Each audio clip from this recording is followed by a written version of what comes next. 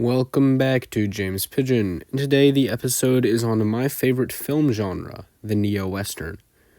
But before we start, I just want to tell you to join the new James Pigeon Discord server, where you can talk with me directly and suggest videos, critique old ones, as well as just talk about stuff with some chill people. Link in the description and in the comments. Anyway, today I'm going to tell you about the genre of the neo-western and why I like it. To start, a traditional Western in America is a film that takes place in the Wild West, a semi-mythological period of American history from 1865 to 1895 that still looms large in our culture, with many heroes and villains that serve as our own mythological tales and epics. Figures like Wyatt Earp, Billy the Kid, Doc Holliday, Buffalo Bill, Annie Oakley, Calamity Jane, and Butch Cassidy. All real people, yes, but they become much less real in the stories we tell about them. There are trickster spirits, heroes, barbarians, lawgivers, and chaos demons. Mythological archetypes that play themselves out in the saloons of Wyoming and Arizona. So, that's what a Western film or show is then. It takes place in the Wild West. Well, not necessarily, because then we get to my favorite genre, the neo-western. And the definition of a neo-western is essentially a film or show that takes the themes of a western, but sets them in a modern background. And no, a neo-western is not just a traditional western, but created in the modern day, like The Hateful Eight or Django Unchained. It is set in the modern day, not created in the modern day. I mean, it is created in the modern day, but this challenges the idea of westerns as a whole. If shows or movies that take place not in the Wild West are identifiably western, then there must be some common element that unites the broader western genre besides its setting, and explains what unifies neo-westerns besides just taking place in the modern West. I would say that these are highlighting the savagery of man, focusing on only one or a few enigmatic characters that the audience learns more about as the film goes on, and some kind of a fundamental clash between the forces of law and the forces of chaos. A neo-western is still identifiable as a western because it takes these principles and puts them onto the modern world. And though many of them are set in the modern western United States, I would actually argue it's not a necessity for the genre if pulled off correctly. Now I'm going to talk about some examples of the neo-western genre to highlight what I mean and why I like them, and show how the core themes come through in the final product. No Country for Old Men was released in 2007, and it was directed by the Coen brothers. The film takes place in the 1980s in Texas, making it decidedly a neo-western in setting, if nothing else. But is it truly one in themes? I in Wikipedia would say so, but to highlight my point, I'll go through how it highlights each of the themes a western has. First, the general synopsis. No Country for Old Men is about a man, one Mr. Moss, who finds a great sum of money. For said windfall, he is then hunted to the ends of the earth by a mysterious tracker killer who is hell-bent on ending Moss's life. The film follows three main perspectives as consequence. Moss trying to keep the money and his life, the killer trying to find Moss, and the police trying to find the killer. It's a double-layered game of cat and mouse across the modern American borderlands. And in this film, we can find the defining characteristics. The movie highlights the savagery of man by showing brutal killings and violence. Horrific deaths are caused for often petty reasons, telling the viewer that this world, like our own, is a battle of egos and hurt feelings with deadly consequences and savage violence, even in our modern times. In terms of enigmatic characters, this film will satisfy your appetite. The main character, Llewellyn Moss, is almost unknown. Very little information about him is given to the audience besides his name. What little we do get is given nearer the closing scene than the opening. For example, we learn in Act 3 throwaway line that he served in the Vietnam War, retroactively explaining much of his behavior. The antagonist is extremely enigmatic, his name not even being revealed for much of the film, although it's not important, and his true motives pretty much left a mystery altogether for the audience to figure out. Finally, the most important element, the struggle between law and chaos. This one's a pretty obvious fit, of course, since it's partially about a police officer trying to find the infamous killer. Literally law chasing chaos.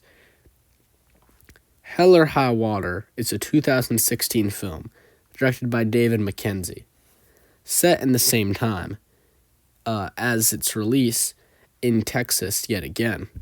To put it simply, it's about bank robbers and the men trying to stop them. We follow two brothers who rob banks for an unknown motive, and from the other perspective, two police officers trying to figure out how to make them stop. Conceptually, it's an extremely simple film, but it's a sturdy example of the neo-Western genre. This film is soft in its portrayal of the continual barbarity of even modern humans, but it still portrays it, with multiple brutal deaths all caused en route by a lust for money. These characters are certainly enigmatic. The two brothers' motives are not revealed until near the middle of the film, and even then, there's a sense of distrust if that's even the real reason. And finally, this film is the epitome of the struggle between law and chaos. It's a split-perspective movie, literally following both sides and making you sympathetic to both. As they get ever closer to their inevitable clash, the audience is forced to take a side. The Old Man and the Gun is a 2018 film by David Lowery, which is set in 1990 in, again, Texas. Perhaps the fascination with Texas in the neo-Western genre has to do with its liminal quality between civilization and frontier, east and west, that fundamentally enraptures an American audience, whether that reputation is earned or imagined. This movie follows Forrest, a 70-year-old man who robs banks with the most polite demeanor possible for such a task, making even the tellers sympathetic to him.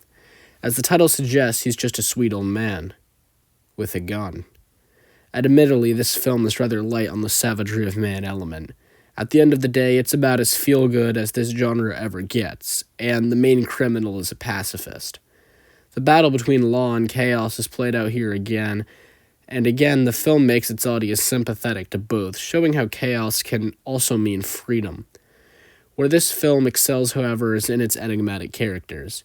The entire plot of the movie, under the surface of the robberies and the investigation, is about learning who the main character is. With the reveal of his backstory being so built up, it's incredibly satisfying and retroactively expository when revealed at the very end of Act 3. Now that I've explained the core three aspects through three films, I'd like to bring up some popular neo-Western television shows. Breaking Bad, started in 2008, tells the tale of Walter White as he goes from school teacher to drug kingpin. Set in New Mexico at the time of release, it's a great example of a more character-driven neo-Western, as television shows are almost always more reliant on their characters. Breaking Bad also offers another dimension in the law versus chaos dynamic. The Mexican drug cartel, an increasingly important part of the show, are outside of the country's law, but they themselves have their own rules and social hierarchies that are opposed by chaotic forces. Quick honorable mention to the 2018 show Yellowstone, which was, as of pretty recently, the most popular show in all of America.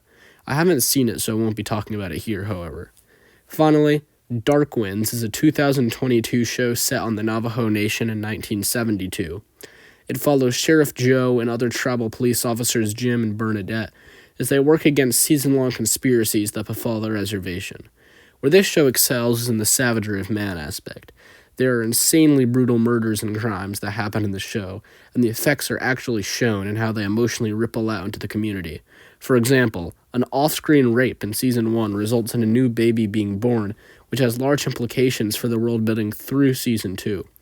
It's also the most supernatural, with real and dangerous magic being implied to exist in the show's universe.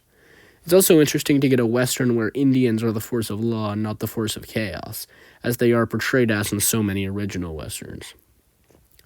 So, now that I've analyzed all of this media, why do I like the neo-Western so much? Well, I think in the end, it shows how little really changes despite the march of time.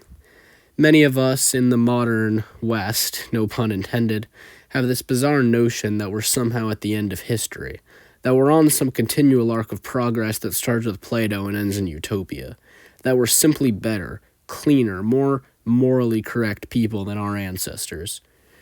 Good neo-Westerns shatter this belief. They show us the simple and hard truth that the barbarity of our forefathers dealt with didn't go away. It just shifted and changed names. It presents us with the same situations our ancestors faced and asks, would you really do anything differently? Could you? Thanks for watching this episode, and please join the Discord. Leave any suggestions in the comments below, and stay tuned for next week. God loves you.